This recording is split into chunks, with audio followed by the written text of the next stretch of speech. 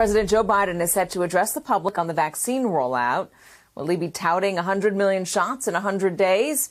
The administration is set to hit that mark as early as today, 6 weeks ahead of schedule. And more good news on the vaccine front. A newborn in Florida is the first known baby to be born with COVID-19 antibodies. Doctors say a frontline healthcare worker received 1 dose of the Moderna vaccine when she was 36 weeks pregnant and was able to pass those antibodies onto her newborn. A study in Israel found similar early results, that when pregnant women get the shot, their babies are born with those antibodies. That study, though, is not yet peer-reviewed.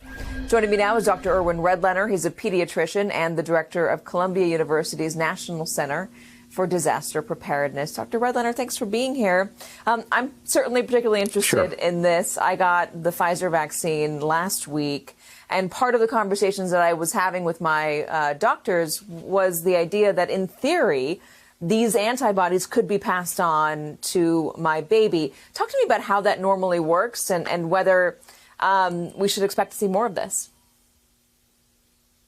Yeah, well, this is big news, Katie. And actually, I spoke to 2 obstetricians this morning, both of whom told me that the most common question they're getting from their pregnant patients is, should I get the vaccine and what will it do for my baby? And this study in Israel, by the way, even though it's early and it's not been fully peer reviewed, is extremely promising. And not only is it showing that the baby's blood is containing the antibodies that have been produced in the mom, but also in moms who are breastfeeding their babies, the antibodies are also in the breast milk, and those are also acquirable by the baby. So this is really answering a lot of questions about the safety and advisability of pregnant women getting the vaccine. We strongly recommend, I have also particularly strongly recommended that they do that. Now, these studies I think are going to confirm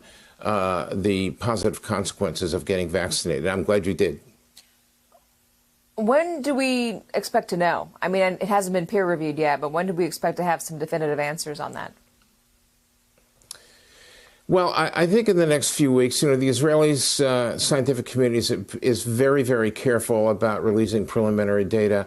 And if they weren't pretty confident that this is going to prove to be accurate, I don't think they would have released it. But still, I mean, the idea is that we do need to wait until the study is peer reviewed.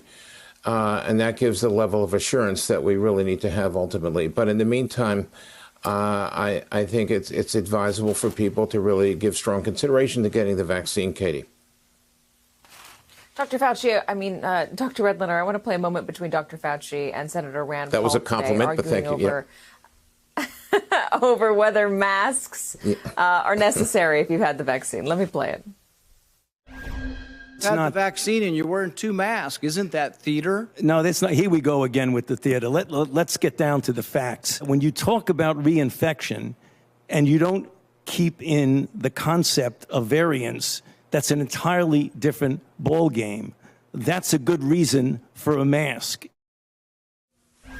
Expand on that, because I'm sure there are a lot of people who are saying, I've been vaccinated. Why in the world do I need to wear a mask? Yeah. I continue to be really distressed and unbelieving of Rand Paul's positions. They are so anti-scientific. The man's a physician, and he seems to be oblivious to scientific input about what the reality is. Fauci is saying something very important, that the vaccine alone is not enough. We have to stop the spread of the virus. The virus may be spreading even among people who have been vaccinated. The vaccines, what they do, Katie, is that they prevent serious illness and they prevent fatalities. We don't know enough about preventing spread to remotely think it's okay that people stop wearing masks and avoid social distancing. We must upkeep those particular recommendations, because that's what will slow the spread of the virus.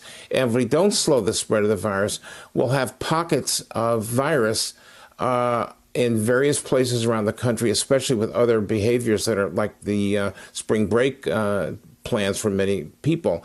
We'll have lots and lots of pockets of growing and mutating viruses. So we need to pay attention to that. Dr. Irwin Redlener, thank you very much for your time, sir. We appreciate it.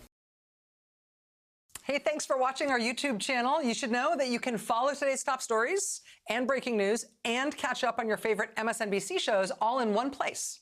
Download the NBC News app today.